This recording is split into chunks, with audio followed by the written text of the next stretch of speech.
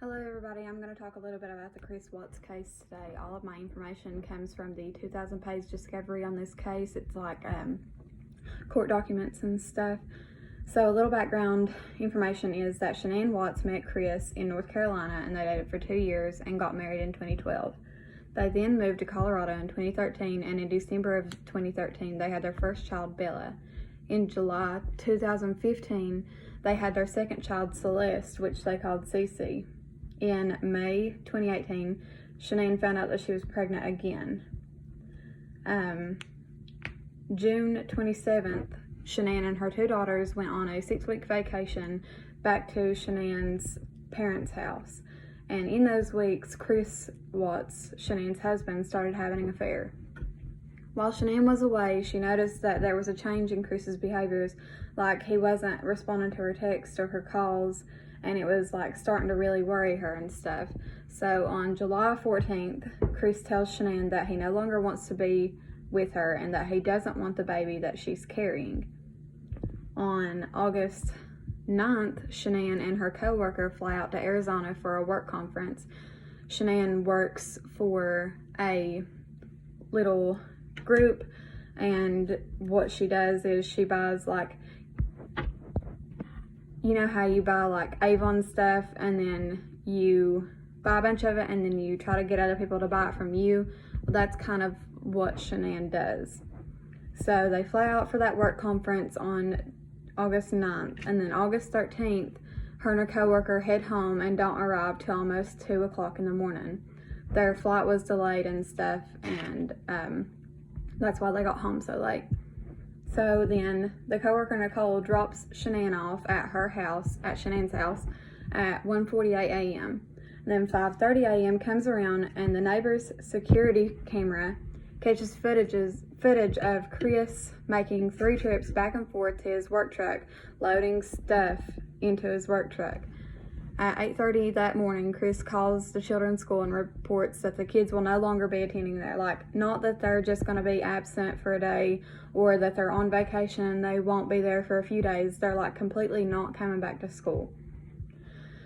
The co-worker, Nicole, then texts Shanann that same morning to check on her and asked about her doctor appointment, because Shanann had a doctor appointment that morning, and Nicole noticed that Shanann was feeling real down because Chris had told her that he doesn't want to be with her and he doesn't want the baby.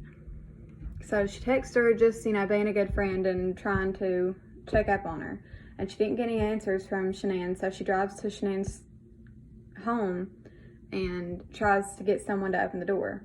Chris texts Nicole saying that Shanann's not home. She went to a play date and basically she's not home. Well, Nicole looks through the garage and sees Shanann's car and the 2 car seats, and notices that, you know, what Chris was saying wasn't right. So Shanann then Nicole calls Chris and, you know, says that her car's home, blah blah blah, and Chris texts Nicole saying that, get away from my house, you know, basically like, get away from my house, you're trying to break in, go on before I call the police.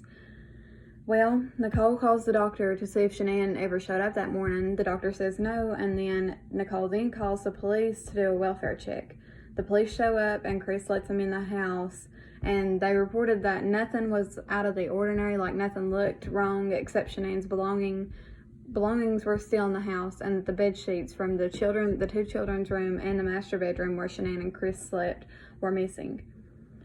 So local news came and interviewed Chris, and you can tell he's just acting weird, like smiling and stuff while his kids and wife are missing. You know, any person in their right mind, if their kids and wife were missing, they wouldn't be laughing and smiling about it. So the FBI then interviews Chris and tells him that he's a suspect in the case, and then asks him to do a polygraph test.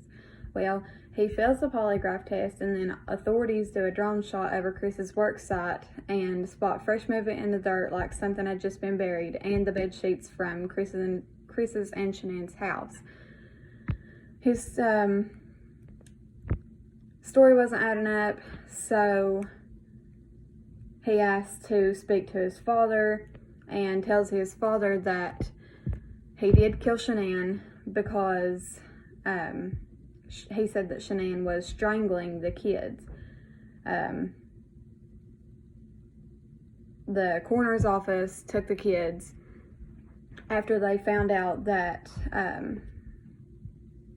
Chris had loaded them up into his car, after Chris confessed that he loaded them up into his truck and took them to his work site and dumped the 2 kids in oil tanks, and he buried his wife in a shallow grave. And then the coroner's office determined that the kids were smothered, not strangled. And then on November 6th, Chris pleaded guilty to multiple accounts of first-degree murder, and he was sentenced to 5 life sentences.